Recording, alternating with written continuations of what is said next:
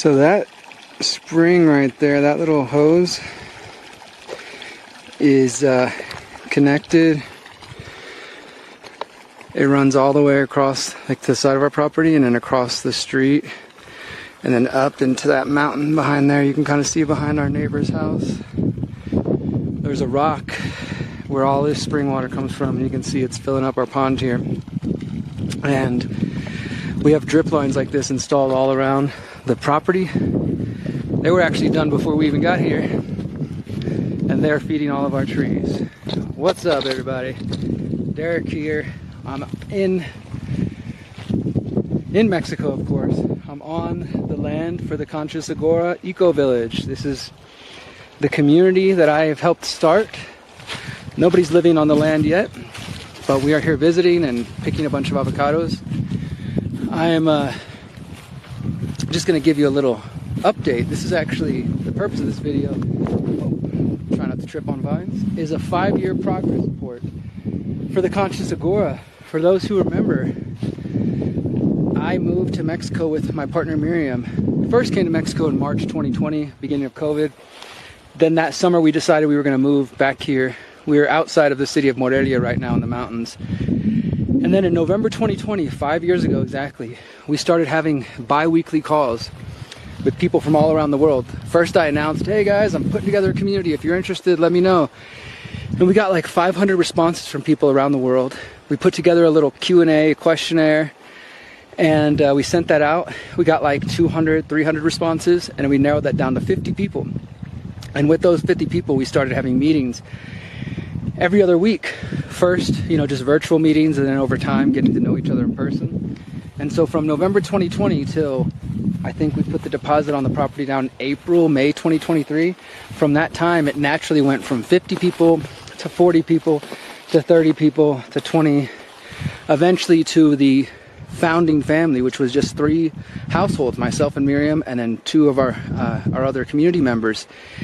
And we decided, let's pause it. Let's not add anybody else yet. Let's focus on getting the land and putting all of our money together. We did a little bit of crowdfunding, and we got a small loan from a friend. We didn't have to take any money out from the bank.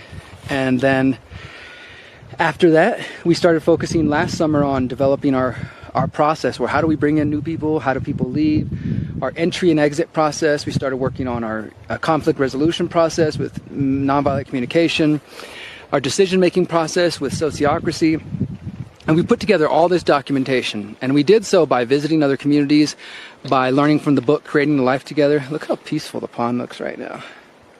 Last time I was here, it was not this filled up, so it looks pretty awesome. And so we just started putting together our processes as we paid off the land. And then last summer we opened the doors up and we started vetting incoming members, what we call activators. And we started out, I think, with like 10 households, some couples, some individuals, and then that number has shrank down, and now, let me see, I think 4 of those households have joined. 3 of them have joined. 3 of them have decided it wasn't for them, and we're still vetting 3 more. So at the moment, there are 6 households that are a part of the community who have paid, have bought in, and are now part of the decision-making body, which we call the integrators. So we have activators, which are incoming potential members, and we have integrators, which are our people who are actually part of the community and decision makers. And so now we're vetting the last couple people. Our goal is to have 8 to 10 households here. Who knows, maybe more in the future. The land is 23 acres. As you can kind of see around me, it's lots of pine forest back there. There's we got a couple of barns, and I've actually never really shown you guys this, so that's another thing. Besides this being a 5-year progress report, just wanted to kind of show you guys a little bit of what's going on. So this is our tool shed, which was repaired a while back, and obviously it keeps tools. This is a little compost toilet, the one on the left. The other one on the right has been there since before we were there and not used. And then there's these 2 barns you can kind of see here. One over here and one over there that are old and crusty, but they have cement foundation. So those are going to be the first structures. We're going to actually keep the foundation and start repairing those hopefully this December and January before the people's reset. and then our whole community is going to become visiting, and we're going to use those as the beginning of our kind of holistic education center, because we plan to build a holistic education center where we teach people about permaculture and freedom cells and organizing and decentralized tech and all the things that I promote through my work and that we promote through the People's Reset. So those structures are there. As you can see, they're pretty dilapidated, but we're going to start fixing them up the next couple months. And then we got that barn. And then this whole area, so like in between those two barns, there's a road. We'll walk over there in a second. And then in between the space of the compost toilet. So all this is flat and open. This is where we plan to put homes. At least a few of the homes kind of spread throughout here. And this wraps around to the other side of the pond. Keeps going that way. The pond is just up there, as I was just standing there. And so we're going to put a lot of, put some of our homes here. And I'm just going to give you guys a little walk and talk. We're actually here right now harvesting avocados and working with an engineer on developing a topographical map so we can continue to design our master plan, because our goal is to start building this coming year. But as you can see, there's all of this cleared open land, and if you can see the street over there where there's a pole, a line, you can kind of see that line. That's the street. That's kind of the border of our property. So all of this, let me go back as far as I can. All this is going to be homes, and we're going to have trails kind of winding through.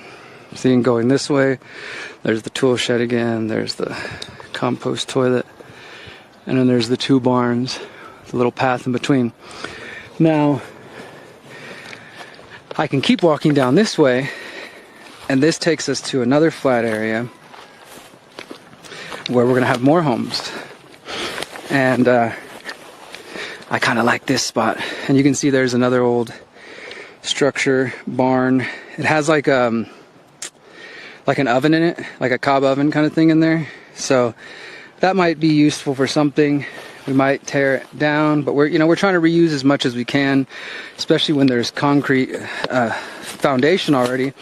There's no reason just to tear that concrete up. We might as well make use of it. It's already there. So what we imagine is a path that goes from up there where I was just at, the other flat, and it keeps coming down. And right there you can kind of see there's some, you probably can't see it that well, but there's like the water flows right there and it comes out during rainy season. The rain stopped about 3 weeks ago, so we're in dry season now. And so yeah, here's another path. You can see this is another big open flat area. I kind of like this for mine and Miriam's home. Maybe not this whole space, but half of it or something. And then there's that old barn that needs to be fixed up. And I don't know if you guys are familiar with this, but this is kind of normal out here in this part of Mexico, at least. People come to the pine trees, they scrape them, and then they put these, they fill up the sap in these little cups. And from what I've been told, it's used for medicine. Also, of course, during COVID, a lot of you guys know about like the pine needle treatments. So there's that going on. And so sometimes you see our neighbors or other people have come and done that to the trees. So yeah, it's 5 years now. We've been working on building a community for 5 years. We try not to eat shit for 5 years. And in that 5 years, guys, people don't understand the work that goes into a community. I know there's all kinds of ways to approach this. We did it our own way. Everybody's going to have their own path, but Miriam and I, we're not wealthy, so we don't have trust funds. We don't have, billionaires backing us or anything like that. So we had to be very careful. I've got some savings that I've amassed over the years, but nothing massive and huge that's going to take care of us for the rest of our lives. So we have to be careful. Here, I'll let you guys see the view actually instead of staring at me. We have to be careful with our money and how we use it.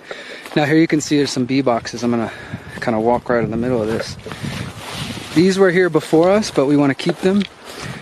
If you can see on screen, the bees are very active. You can kind of hear them if you listen. So there's bees doing their thing there. We won't disturb them. And so yeah, we got to be careful with our money. So whenever we started looking for property in Mexico, and we ended up over here in Michoacan. We looked all over the place, but we ended up realizing that we like this area because Michoacan is known for farms, obviously avocados. We just finished, if I look a little haggard and sound tired, oh, look at this. It's because I just spent the last hour or more picking avocados, climbing trees, and harvesting them. We're about to take home a whole bunch. And so we realized, wow, there's an abundance of farms out here. There's water, there's, what is it called? Hot springs, cold springs, rivers, and this property particularly, this property already has a bunch of avocados, bananas, limes, pears, pomegranates, and it was already here, already being taken care of, and already had drip lines installed to feed the trees. So that's a lot of work already done. And we figured, you know what, because we were looking all over the country and we're like, we could keep looking. We were still looking in the US even, but why not just focus on this beautiful property? Wow, I just kind of walked into the forest a little bit, which is a little overgrown right now. Why not just focus on this property and make this one happen, where we have water, and I don't know if I'm going to be able to reach it for this video, but our west and southern border is a nice sized stream, fresh clean water coming out of the mountain. That's our border, and it's enough that you can swim in on some points. It's deep enough, so that's another blessing. And there's also 2 ojos de agua, fresh springs, where there's literally just water coming out of the ground. And so here's another viewpoint. So I just kind of walked up. We have this really rocky path right here, which we're gonna have to bring in some machines to smooth out, but that's one way down, and I just walked through all this kind of foresty stuff. So from the top where the pond was, where I was first showing you, then you go to the second level where's all the flat stuff with the barn and the tool shed, then you go down to another flat area, and then you get to the bee boxes, and if you keep following down, you get to where I'm at now. And that's just the top of the property. And then here's another view. I wanted to go see if some of these Nispero, the loquat, are ready to pick, so I can at least show you guys some of our fruits. And so you can see we got banana trees kind of far in the distance there in the shade, but the land keeps going that way. The land goes that way, and it wraps around that hill down to the water, and then it goes also over this way. I mean, it's pretty massive, and it's all like sloping down. So the lowest point, when you enter the land, you're at the highest point, and when you're walking down, obviously you're coming down, and the water's at the lowest point of the stream. These massive agaves here. So this is what I mean, like, you could keep walking that way. There's all kinds of stuff going on there. All the fruit orchards are basically on the hills, on the slopes right here.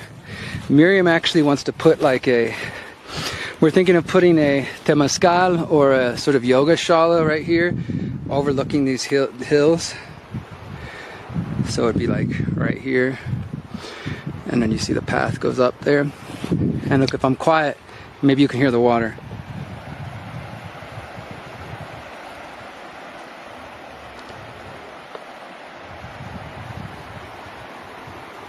Magical stuff. So these right here, that's avocados. That's a tree, it's got avocados all over it. These are all avocados. So every one of, like, as you go to the property, you've got these slopes that are just filled with avocados and different trees. These are all fruit trees. Every one of those fruit trees, and if you just keep going, I'm not gonna be able to show you guys the entire property, but like I said, this is the 5-year progress report. A lot of people are curious and they ask questions about our community and what's going on. And first question is, no, we are not currently accepting any new applications. Like I said, we're kind of with our current group. Once we get through that, if we need more members, then we will announce it. You guys will be the first to know. You'll hear me announce it. So now we're kind of coming down to another area. This tree over here on the left, the big one, is a pomegranate, granada, which is not in season yet. But let's just go check over here. So we're not looking for any current members right now. We're not open to visitors. We were hoping to maybe have an event after the People's Reset this January, but I don't think it's gonna happen. It still seems too early. We got a lot to do. But the plan is to host retreats and events and meetups here. So here, I can actually show you some of the water. This is like an old big trench somebody dug. They used to apparently keep fish in here or something. Here too. So there's a lot of, it's like a big hole. Here you can see some of the water.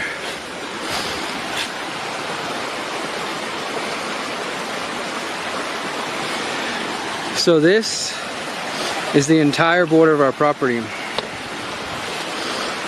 It just follows around there, and then it just keeps going all the way, you know, wrapping. So that's what I mean when I say the western, which this is the western border here. Like if we were to go over there and up the hill, we hit the street again where I was at the beginning. That's the top of the property. So this is our western border here. And it's this stream, this nice, fresh mountain stream. And then that continues to wrap around to the south. So let me go ahead, let's check out the Nispero. See if there's any I can get. The donkey may have got them. I don't know if I'm gonna be able to get any of them. I see them way up there. And like I said, we came here to pick avocados, so we're just about done with our trip, and I decided to do this video. So I can't be too long because I think they're gonna be waiting for me at the car. But look, there they are. I think they've been getting ate by the birds and the donkey, the low ones. Let me see if I can get any of them down here. Come on down, guys. I don't see any coming down for me here.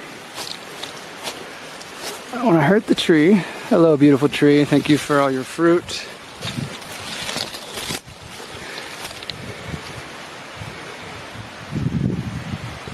Let's try one out. Let's go ahead and give it a shot.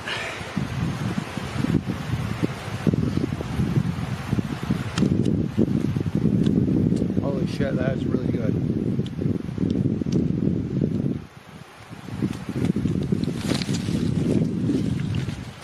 Wow. It's like syrupy. Let me see if I can get some more over here. I can't come all this way and not bring some back for the group. So I'm gonna fill my pockets and take some back.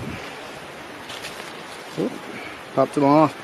So yeah, this is just one of the fruits, and we have a couple of nisperos. Again, this was all here, guys. I mean, we've only planted, I think we've added a mango tree, which unfortunately I don't think it made it, and a few other things. So this was all done before here. So again, that was like a huge selling point. It's like we found the property, and it's like drip lines installed over the entire property. Fruit trees already planted. It's fresh springs with water coming out of the ground.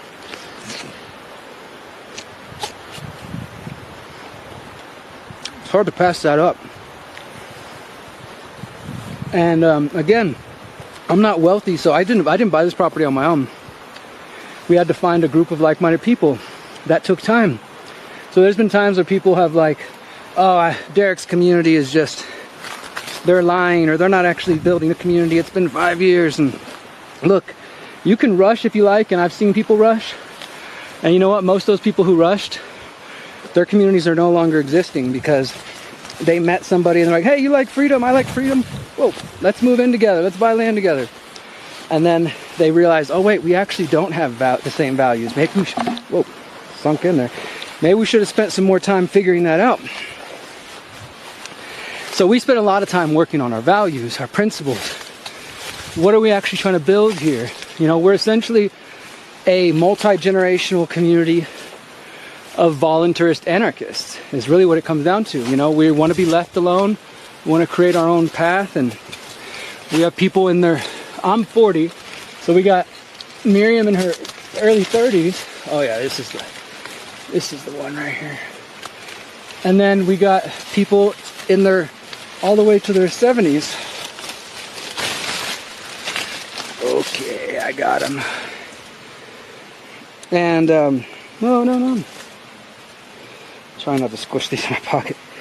And then everything in between. So 30s, 40s, 50s, 60s, 70s. And We're focused on individual liberty, which is often different than a lot of intentional communities, which tend to be more collectivist minded.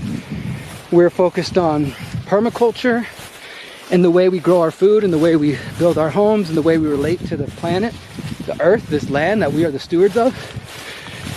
And we are also focused on mindfulness, which just means that we're trying to have a community of open-minded people who are continuing to grow and not static people, right?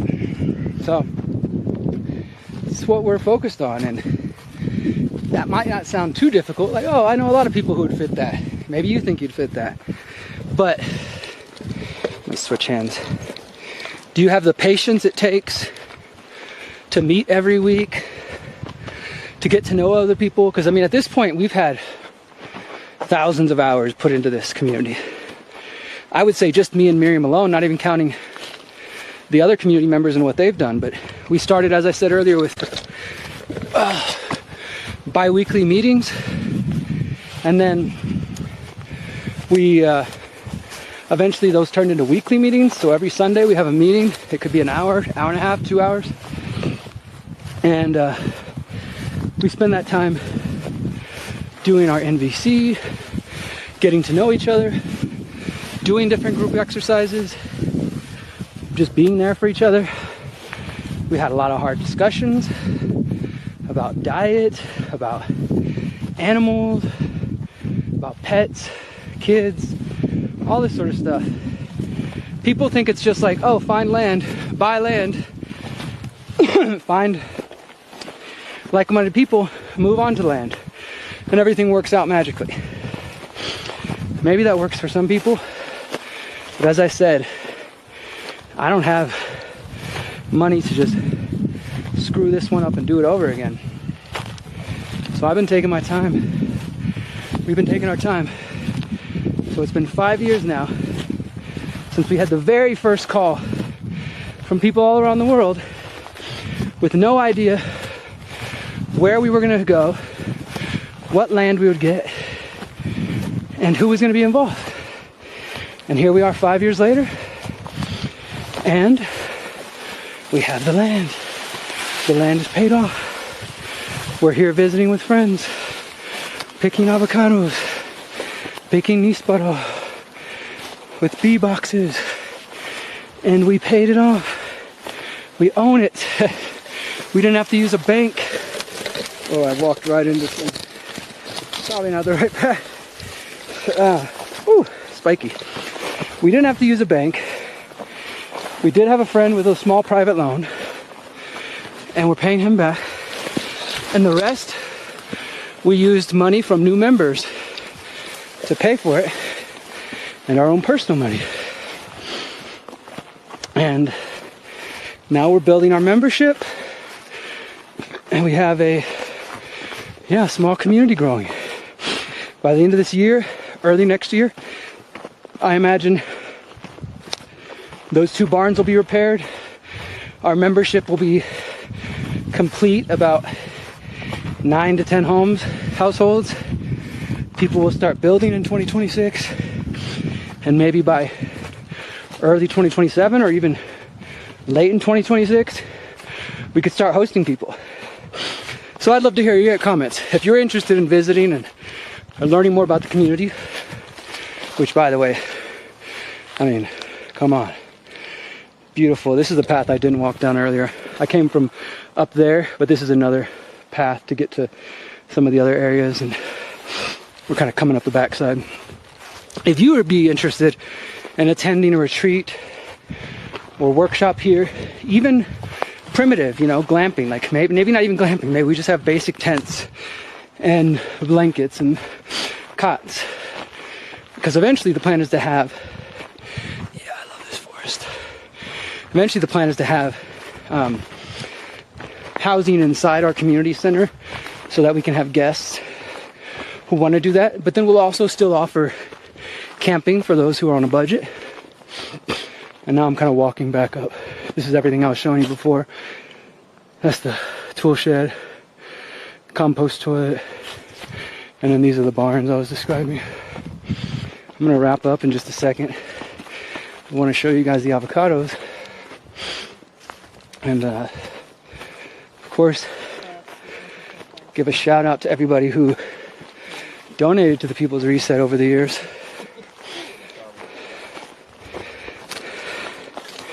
I'm just going to give you guys a quick look of these are the avocados we harvested today. Look at that. And then got a whole nother bag there, bags there. Yeah, quite a bit. So that is the bulk of the property of the Conscious Agora. Obviously I didn't walk all 23 acres. This is our front gate right here. So, and this is another fruit orchard right here. But you kind of see what I'm saying. You come in this main road, the pond is right up there, there's one of the barns, there's the other barn, and that's the tool shed back there, and this is the flat road where we're going to put the homes and stuff, at least some of them. And yeah, again, thank you to everybody who has donated. We did a crowdfunding campaign a few years ago. We couldn't have done it without you guys. We also have some obligations, like people who donated a certain amount, we said we would plant trees in your name and put your name on bricks on our pathways. That is still to come. We haven't built those yet, so stay tuned if you did donate. And there's Donkey. That's my buddy. He's actually our neighbor's donkey, but I've become friends with him. And so on this part of the mountain, there's our property. The next door we have our neighbors. That's their home right there. And then across the way, there's a little school right there, that little white building. You can kind of see right there. And then, yeah, and then there's another neighbor back there. But so we're pretty isolated. There's only like a couple of families in this part of the mountain here. Other than that, it's just us. So, yeah, this is what we're building, my friends. Let me go show you another view real quick. So you can see the mountains in the distance before we say goodnight. You see that? Sun's shining bright. I love it out here, guys. It is heaven for me. I just got to climb trees and pick avocados and pick these fruit, and yeah, this is where my future is going to be. I'm going to keep doing journalism. I'm going to keep sharing the information that I think is important, but increasingly my life is going to go towards this direction where I'm just going to focus on building this land and building our home and having a place as the world gets crazier. So I hope you guys enjoyed this. I know I was all over the place, but this is supposed to be a 5-year progress report about what we've done over the last 5 years and what we're working on. And I hope it's given you some idea, some vision. So thanks for supporting us, for supporting me. Until next time, remember, you are powerful, you are beautiful, you are free.